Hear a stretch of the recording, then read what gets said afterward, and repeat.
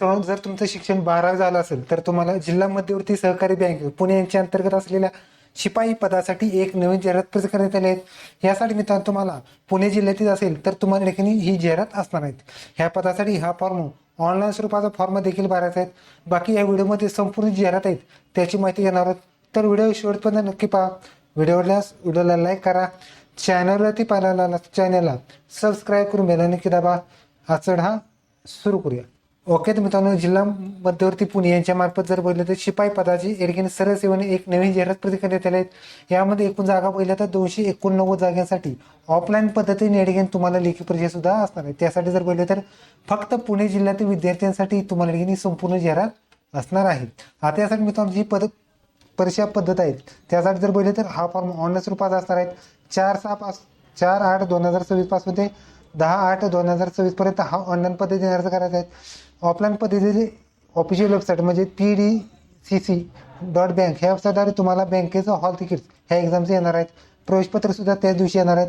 मुलाखत वगैरे सुद्धा त्याच दिवशी तुम्हाला कळली जाणार आहेत। म्हणजे ऑफिशियल वेबसाईटद्वारे तुम्हाला सगळी माहिती पाहायला मिळणार आहे। आता यासाठी मित्रांनो सूचना आहे, त्यामध्ये जर बोलले तर पुणे जिल्ह्यातील मूळ रहिवासी असणाऱ्या उमेदवारांसाठी 100% प्राधान्य तुम्हाला जाहिरात असणार आहेत। यामध्ये ऑनलाईन परीक्षेने अर्ज सादर करताना रहिवासी प्रमाणपत्र डोमासेल जर बोललं तर आणि आधार कार्ड सुद्धा अपलोड करणे गरजेचं असणार आहे। उमेदवारांनी अपडेट केलेले डोमासेल छानी कागद पडताळणीच्या वेळी सुद्धा घेण्यात येणार आहे। यामध्ये लेखी परीक्षेसाठी परीक्षा शुल्क जे आहे ते भरल्याशिवाय रजिस्ट्रेशनची प्रोसेस पूर्ण होणार नाही। त्यामुळे पहिल्यांदा तुम्हाला परीक्षा फी भरायची आणि नंतर फॉर्म भरून जी राहिलेली प्रोसेस करायची आहे। आता मित्रांनो ऑनलाईन अर्ज सादर करताना जर बघितलं तर स्वतःचा mail I D mobile number सुद्धा तुम्हाला अचूक लिहायचे आहेत, अन्यथा अर्ज माहिती अभावी अपात्र सुद्धा तुम्हाला ठरवण्यात येणार आहे। त्याचबरोबर उमेदवारांनी अर्ज सादर करताना शैक्षणिक पदासाठी आवश्यक असलेली सगळी माहिती भरायची आहे।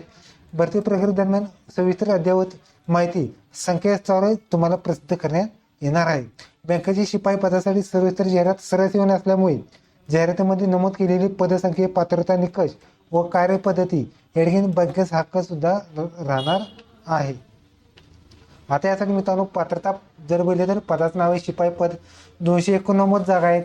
वयोमर्यादा जर बघितले तर 18 ते 2.5 वर्षापर्यंत तुम्ही अर्ज करायचा आहे। शैक्षणिक पात्रता बघितली तर 12वी पास असणं आवश्यक राहणार किंवा डिप्लोमा असेल तरी सुद्धा चालू शकतात। इतर अर्हता बघितलं तर तुम्हाला किमान 15 वर्षे तुम्ही पुणे जिल्ह्यामध्ये व तुमचं वास्तव्य असणार आहे। वयोमर्यादा 1/8/2026 रोजी ग्राह्य धरण्यात येणार आहेत। बँकेचे कंत्राट स्वरूपात तुम्हाला एजन्सी मार्फत दिनांक 1/8/2026 3 वर्ष कामाचा अनुभव सुद्धा तुम्हाला असणार आहे।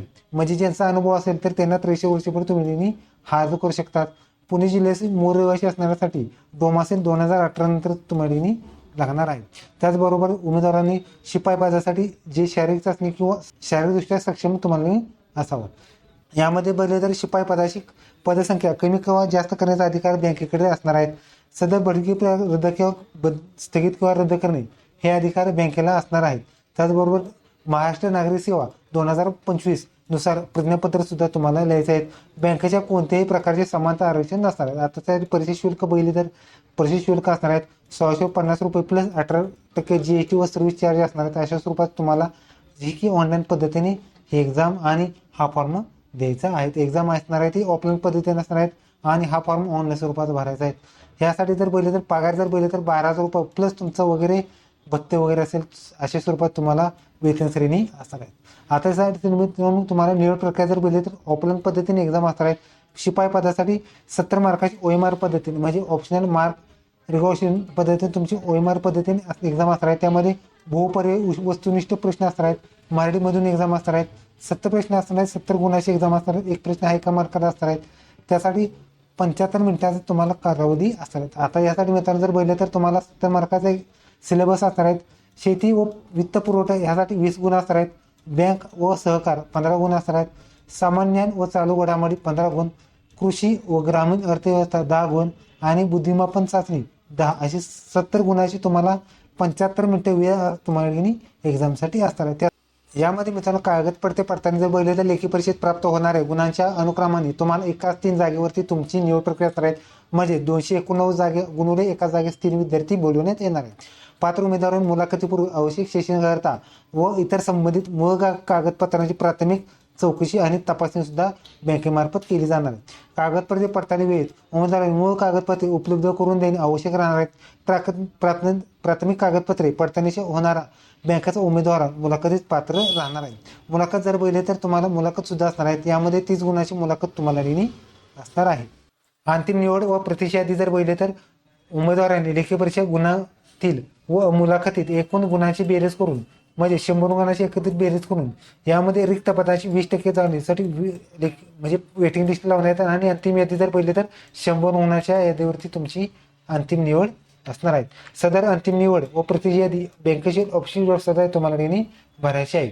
त्याचबरोबर अंतिम निवड यादी प्रसिद्धी यादी करताना 2 किंवा अधिक उमेदवारांना समान गुण मिळालेस त्यांचं वयाची ज्येष्ठता अनुभव आणि आडनावाच्या नुसार तुमची निवड प्रक्रिया असणार आहे.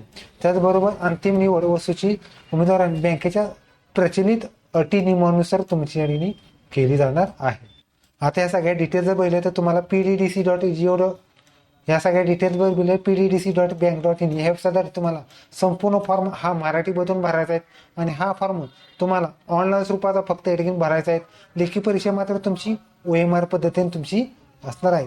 आता परीक्षा फी जर बघितलं तर तुम्हाला UPI credit card debit card net बँकिंगद्वारे तुम्ही एडिटिंग फी सुद्धा भरू शकतात. ही फी मिळताना असणार तुम्हाला 1650 रुपये प्लस GST रुपये तुम्हाला फी असणार आहेत.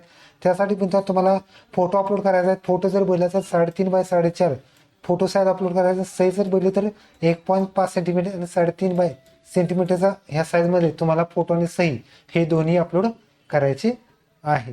ओके, तरी तुम्हाला पुणे जिल्हा मध्यवर्ती सहकारी बँक यांच्या मार्फत एक नवीन जाहिरात व्हिडिओ कसा लाईक करा, शेअर करा, कमेंट करा. धन्यवाद. जय हिंद, जय महाराष्ट्र.